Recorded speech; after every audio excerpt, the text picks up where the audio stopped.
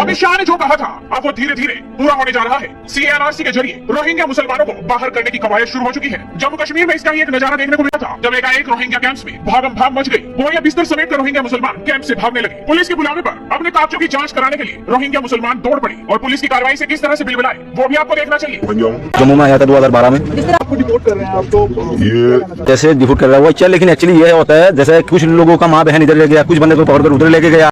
यह चलिए कर रहा है। रोहिंग्या मुसलमान जब देश से भाग रहे हैं तो देश का मुसलमान क्या बोल रहा है आज इस खबर में आपको दिखाएंगे। दरअसल कल की ही बात है जब जम्मू के रोहिंग्या कैंप्स में अचानक से भागम भाग मच गई। रोहिंग्या मुसलमान कैंप से बोरिया बिस्तर समेट कर भाग रहे थे। आलम ये था कि कैंप के बचे हुए लोग अपने रिश्तेदारों के इंतजार में भूखे बैठे थे। इन सब की वजह है होल्डिंग सेंटर जहाँ तक 155 से ज्यादा रोहिंग्या रखे जा चुके हैं। इलाके में अफरा तफरी थी और जब उनसे बातचीत की गई तो रोहिंग्या क्या बोल रहे थे आप खुद ही सुन लीजिए।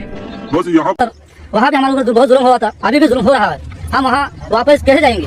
हम तो यहाँ रहना नहीं चाहता हूँ, हम तो सरकार से मुकाबला नहीं कर सकता।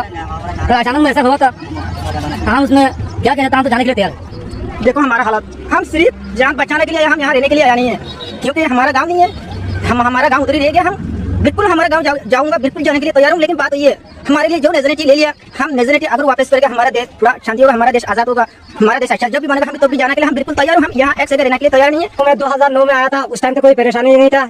अभी इस टाइम कल 2 दिन से ये परेशानी है, घर से सो नहीं पा रहा हूँ। यहाँ पे भागना वहीं जा रहा हूँ, इधर जा रहा हूँ, पुलिस दौड़ाते जा रहे हैं। इसी परेशानी में हम वही बोलना चाहता हूँ, परेशानी नहीं होना चाहिए। पहला जैसे ऐसे चलना चाहिए, इस तरफ ऐसा कैसे हुआ? हमें हर बंदे को, हर बुजुर्ग को परेशानी हो रहा है, भाई बहन को परेशानी हो रहा है। ये तस्वीरें मानवीय जरूर है, इनकी आंखों में आंसू है, लेकिन चौंकाने वाला पहलू ये है कि जम्मू कश्मीर में सबसे ज्यादा संख्या में रोहिंग्या मुसलमान बसते हैं और अगर इन्हें बाहर नहीं किया गया तो खतरा देश को जरूर होगा, क्योंकि अमित शाह ने पहले ही साफ कर दिया था कि घुसपैठियों को निकाल बाहर करेंगे। जो करते हैं वो करते हैं।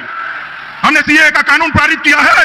मैं आज इस पवित्र भूमि पर वादा कर जाता हूं, जैसे ही ये वैक्सीनेशन का काम समाप्त होता है, जैसे ही कोरोना से मुक्ति मिलती है, आप सभी को नागरिकता देने का काम भारतीय जनता पार्टी की सरकार समाप्त। और अब आपको देखना चाहिए, जैसे ही रोहिंग्या मुसलमानों पर एक्शन शुरू हुआ तो देश का मुसलमान क्या बोलने लगा। मोहम्मद आजम खान लिखते हैं, एक समय था जब कई देशों में रोहिंग्या खौफ का पर्याय बन गया था। वामपंथी से भारत में बसाने की वकालत कर रहे थे। आज खबरें आ रही हैं कि रोहिंग्या अपने सामान समेत उल्टे पांव भाग रहे हैं। समय बदलते देर नहीं लगती, अपना भारत बदल चुका है। अकबर शेख लिखते हैं, रोहिंग्या को भारत में बसाने का प्रयास वही लोग कर रहे हैं जिन्होंने सीए का पुरजोर विरोध किया था, शाहीन बाग जैसे खतरनाक देश तोड़ो आंदोलन किए थे। अब इन घुसपैठियों को उनके वतन वापस भेजने का सही समय आ गया है। खुर्शीद खान लिखते हैं, जम्मू कश्मीर में अवैध रूप से रह रहे करीब 10,000 रोहिंग्या मुसलमानों को वापस म्यांमार भेजने की तैयारी शुरू हो गई है। मुझे ये समझ नहीं आ रहा इसमें केवल मुसलमान ही क्यों है और कोई क्यों नहीं। तो देश का मुसलमान यही बोल रहा है कि अब वक्त बदल गया है, देश बदल चुका है, अब एक्शन जबरदस्त तरीके से होगा। और देखा जाए तो म्यांमार की ना तो सीमा जम्मू कश्मीर से सटी है और ना मौसम कहीं मेल खाता है, लेकिन इसके बावजूद रोहिंग्या नागरिक जबरदस्त तरीके से जम्मू कश्मीर में बसे हैं और ये एक बड़ी साजिश का नतीजा है। लेकिन अब इस पर एक्शन शुरू हो चुका है। देखना होगा कि आगे कौन कौन से शहरों में, कौन कौन से राज्यों में इन रोहिंग्या मुसलमानों पर, घुसपैठियों पर एक्शन होगा। ये देखने वाली बात होगी। तो आप इस वीडियो को ज्यादा से ज्यादा शेयर कीजिए और जुड़े